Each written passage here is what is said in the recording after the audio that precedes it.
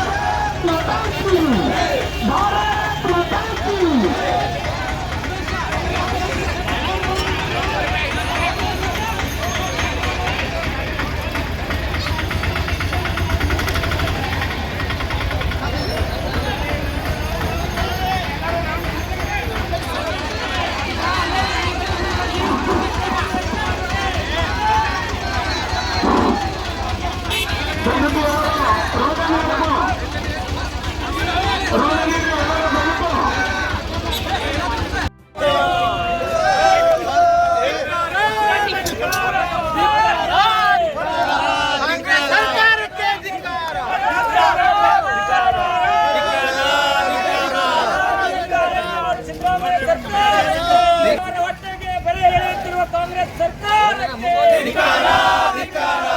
ಸಿದ್ದರಾಮಯ್ಯ ಸರ್ಕಾರಕ್ಕೆ ಧಿಕ್ಕಾರ, ಧಿಕ್ಕಾರ.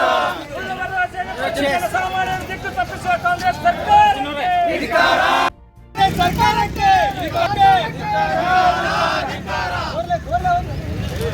ಭ್ರಷ್ಟ ಕಾಂಗ್ರೆಸ್, ಪೆಟ್ರೋಲ್ ಡೀಸೆಲ್ ಬೆಲೆ ಏರಿಸುವ ಭ್ರಷ್ಟ ಕಾಂಗ್ರೆಸ್ ಸರ್ಕಾರಕ್ಕೆ ಧಿಕ್ಕಾರ.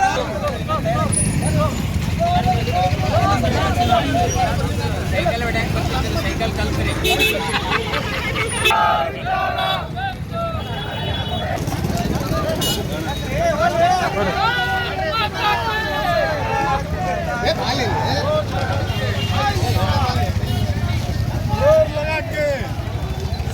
भारत माता की जय, भारत माता की जय.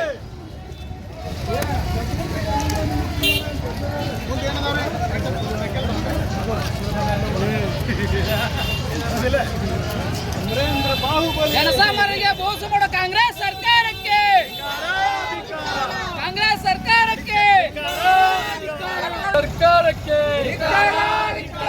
ಸಿದ್ದರಾಮಯ್ಯನ ಸರ್ಕಾರ, ರೈತ ವಿರೋಧಿ ಸಿದ್ದರಾಮಯ್ಯನ ಸರ್ಕಾರಕ್ಕೆ ಬೇಕೇ ಬೇಕು, ಬೇಕೇ ಬೇಕು, ಬೇಕೇ ಬೇಕು, ಬೇಕೇ ಬೇಕು, ಬೇಕೇ ಬೇಕು, ಬೇಕೇ ಬೇಕು, ಭ್ರಷ್ಟ ಸಿದ್ದರಾಮಯ್ಯನ ಸರ್ಕಾರಕ್ಕೆ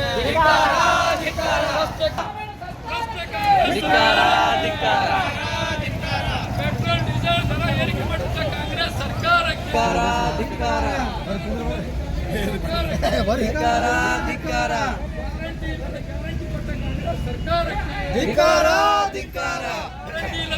ಗ್ಯಾರಂಟಿ ಕೊಟ್ಟ ಕಾಂಗ್ರೆಸ್ ಸರ್ಕಾರಕ್ಕೆ, ದಲಿತ ವಿರೋಧಿ ಕಾಂಗ್ರೆಸ್ ಸರ್ಕಾರಕ್ಕೆ